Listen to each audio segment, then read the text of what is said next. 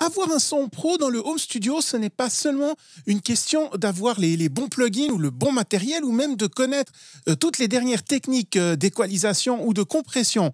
Pour avoir un son pro, il y a d'autres choses qui rentrent en ligne de compte. Aujourd'hui, nous allons voir une de ces choses, c'est l'organisation. Amis musiciens, bonjour et bienvenue, Thierry de ProduireSaMusique.com.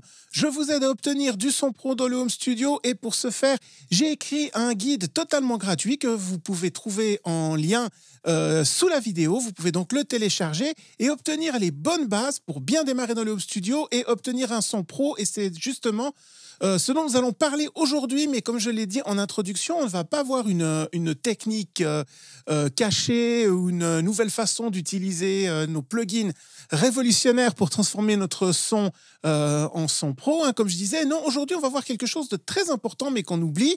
Ce sont les petites choses autour qui permettent justement d'améliorer son travail, d'améliorer la qualité de son travail, des choses auxquelles on ne pense pas forcément. Et pourtant, c'est très, très important.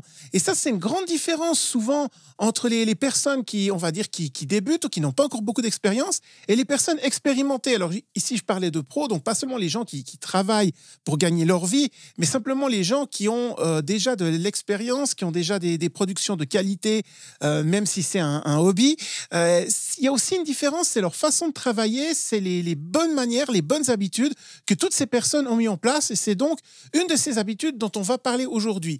Et l'habitude en question, c'est l'organisation. Et cette organisation, en fait, ça permet d'être beaucoup plus efficace dans notre façon de travailler, de se concentrer sur les choses vraiment importantes, d'éviter les problèmes et donc au final d'avoir de bien meilleures productions. Alors, quand on parle d'organisation, concrètement, de quoi on parle? Eh bien, ça peut être de plusieurs choses et on va voir ça dans l'ordre. La toute première chose qui est très, très importante quand on s'organise, c'est d'avoir des fichiers de sauvegarde, d'avoir des dossiers de sauvegarde qui sont bien gérés. La chose très importante à faire, c'est que vous voulez, à chaque fois que vous avez un nouveau projet, vous allez le créer dans un dossier et mettre tout ce qui concerne ce projet dans ce dossier. Ce que vous ne voulez absolument pas, c'est avoir les choses qui se baladent à droite et à gauche dans votre disque dur. Parce que ce qui va arriver un jour, c'est qu'un de vos projets, il va manquer des éléments, il va manquer des pistes audio, il va peut-être manquer des pistes MIDI, il va manquer des informations que vous aviez enregistrées, parce que tout se promène à droite et à gauche et que vous n'allez pas réussir à les retrouver. Et ça a deux conséquences. D'une part, ça peut être une grosse perte de temps et si vous avez peu de temps consacré à la musique, eh bien c'est problématique. On veut pouvoir se consacrer à notre travail de production, on veut pouvoir se consacrer à notre composition et pas à courir après des fichiers. Et puis surtout, ce qui arrive un jour, et ça c'est quasiment garanti, c'est que vous allez perdre des choses. Vous allez peut-être travailler des heures, voire des jours sur un projet et ne plus arriver à le retrouver. Moi, ça m'est arrivé plusieurs fois, des personnes à qui j'enseigne donc la MAO en cours privé, en coaching, d'avoir des gens justement comme ça qui recherchent leur projet, qui ne le retrouvent plus parce qu'ils n'étaient pas très bien organisés et finalement, c'est vraiment beaucoup de temps perdu. Et quand on a une bonne idée et qu'on ne la retrouve plus, eh bien, c'est vraiment extrêmement frustrant.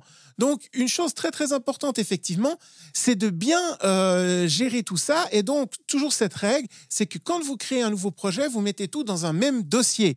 Et évidemment, à chaque fois que vous créez un nouveau projet, donc vous allez rajouter un nouveau dossier, tous ces dossiers, c'est bien de les ranger également au même endroit. Si vous avez un disque dur qui est dédié, par exemple, pour vos projets de MAO, ou alors un dossier dans votre disque dur, justement, dans lequel vous allez mettre ensuite tous vos dossiers MAO. Une chose qui est pas la meilleure idée non plus, c'est de tout mettre, par exemple, dans mon dossier, mes fichiers, ou suivant l'OS que vous utilisez, ce sera peut-être mes documents, voilà, ça pourrait être appelé différemment. Là aussi, vous voulez vraiment faire un dossier vraiment à part, qui sera mon dossier MAO, et dans ce dossier MAO, on va mettre ensuite tous mes dossiers de projet. Ça, c'est vraiment très, très important, et c'est quelque chose vraiment, je peux vous garantir que tous les pros font, c'est qu'ils sont très, très organisés, donc ils ont vraiment tous leurs dossiers à leur place, et tout ce qui est en rapport avec un seul projet, ils vont aller le mettre dans ce dossier. Donc, pas seulement les fichiers de sauvegarde de votre logiciel, ils vont mettre aussi, par exemple, s'ils écrivent des textes, ils vont les enregistrer dans ce dossier, pardon. S'ils utilisent des samples particuliers, ils vont les mettre là-dedans. S'ils utilisent, par exemple, des images après pour faire la promotion sur les réseaux sociaux, etc., ils vont tout mettre dans ce dossier.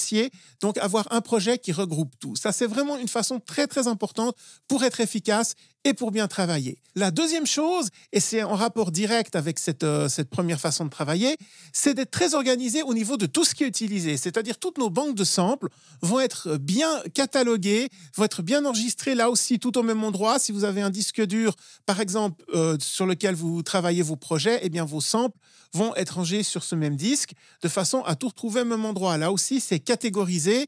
Le type de sample, par exemple.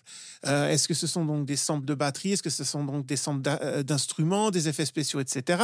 Et puis encore dans chaque catégorie, par exemple, si c'est batterie, est-ce que c'est kick, snare, hi-hat, etc. On va à chaque fois catégoriser, créer des dossiers et bien ranger proprement à l'intérieur et surtout leur donner des noms, qu'on les retrouve du premier coup. Si vous créez des samples vous-même, si vous en importez, faites bien attention que tout soit labellisé et que vous ayez vraiment le nom, que vous les retrouvez tout de suite. Pourquoi? Parce que après, quand vous êtes dans votre logiciel de MAO et que vous êtes en train de composer quelque chose, si vous devez perdre à chaque fois 5 minutes à retrouver un sample, alors que vous aviez une idée, vous vous dites, tiens, ben là, je vais faire ce son de drums, j'aimerais aller chercher ce kick ou j'aimerais aller chercher ce hi-hat, et vous mettez 5 minutes pour le retrouver parce que vous ne savez pas sur quel disque il est, vous ne savez pas dans quel fichier il est, c'est très, très frustrant, vous allez perdre vos idées et vous allez être beaucoup, beaucoup moins efficace. Donc là aussi, soyez vraiment organisés avec vos banques de samples et surtout qu'aujourd'hui, on peut en acheter vraiment très facilement, énormément. On a vite fait de se perdre. Organisez vos dossiers. En plus, après, certains logiciels vous laissent directement à l'intérieur du logiciel aller chercher ces samples, comme dans Live, par exemple, Cubase vous laisse faire ces choses-là. Donc vraiment, organisez-vous bien pour après retrouver les choses très, très rapidement. Enfin, le troisième point, quand on parle d'organisation, c'est l'organisation dans son logiciel de MAO. Là, c'est aussi très important pour bien se retrouver à chaque fois.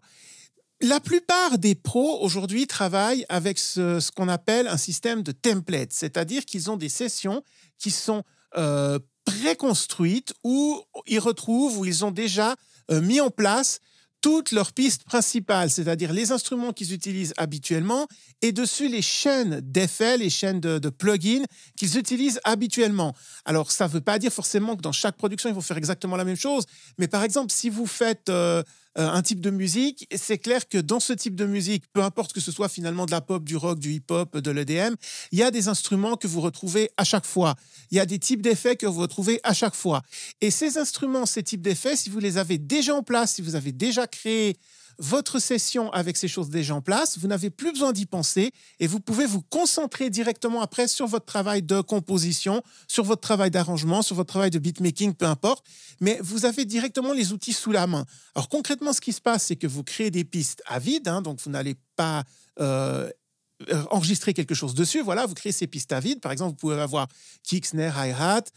Vous pouvez avoir une piste de basse. Vous pouvez avoir, si vous faites par exemple de la musique pop-rock ou rock, vous pouvez avoir déjà des pistes prêtes pour les guitares avec des effets d'ampli ou qui sont déjà paramétrés pour enregistrer vos micros qui sont posés sur les amplis de guitare. Si vous prenez des voix, vous aurez très certainement une ou deux pistes voix avec déjà les effets de base, avec comme par exemple un peu de reverb, un peu d'équalisation pour que quand vous vous enregistrez, vous avez directement un son qui vous inspire, qui est déjà un petit peu travaillé.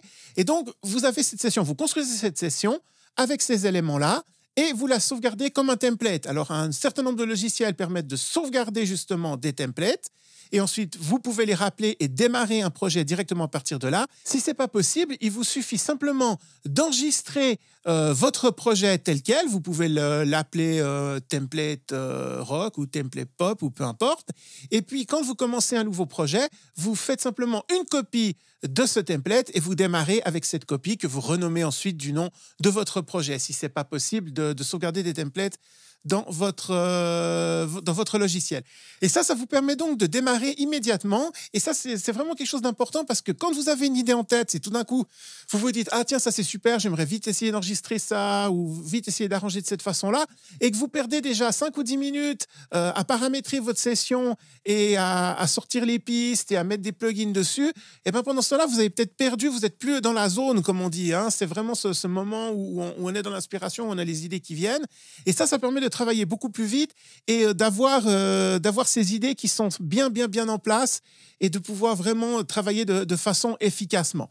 Donc voilà, on a vu ici 3 idées pour travailler de façon organisée. Comme je disais, ça c'est vraiment quelque chose que les gens qui ont de l'expérience et que les gens qui travaillent de façon professionnelle font toujours. Donc la première chose, comme je disais au tout début de la vidéo, c'est d'organiser ces sessions, c'est-à-dire vraiment d'avoir chaque projet dans son dossier et de mettre tous les éléments de ce projet dans le même dossier pour que vous retrouviez les choses facilement et que vous ne les perdiez jamais.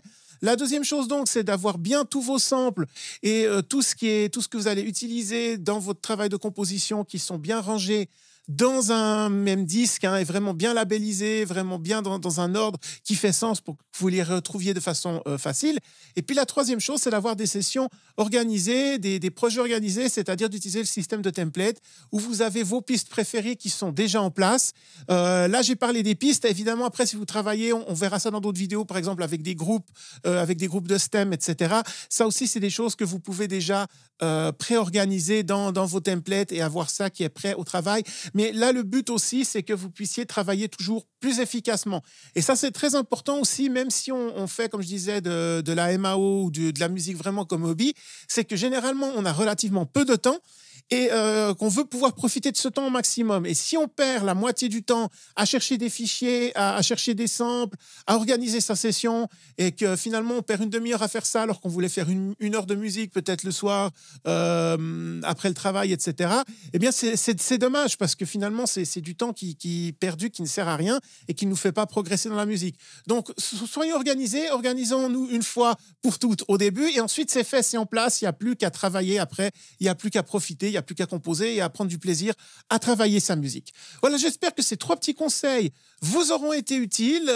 Si vous les avez aimés, vous pouvez toujours laisser un petit like ou n'oubliez pas de vous abonner à la chaîne aussi parce qu'il y aura plein d'autres tutoriels maintenant, toutes les semaines. Pour le moment, de nouveaux tutoriels. Donc, vous allez vraiment avoir beaucoup d'informations sur cette chaîne. Et puis, je vous laisse également ici, elles vont apparaître à l'écran, d'autres tutoriels qui pourraient vous intéresser et vous permettre de progresser dans le home studio. Et puis, en attendant la prochaine vidéo, je vous souhaite de bien vous organiser pour du travail plus efficace dans le home studio et je vous dis à très bientôt. Bye bye.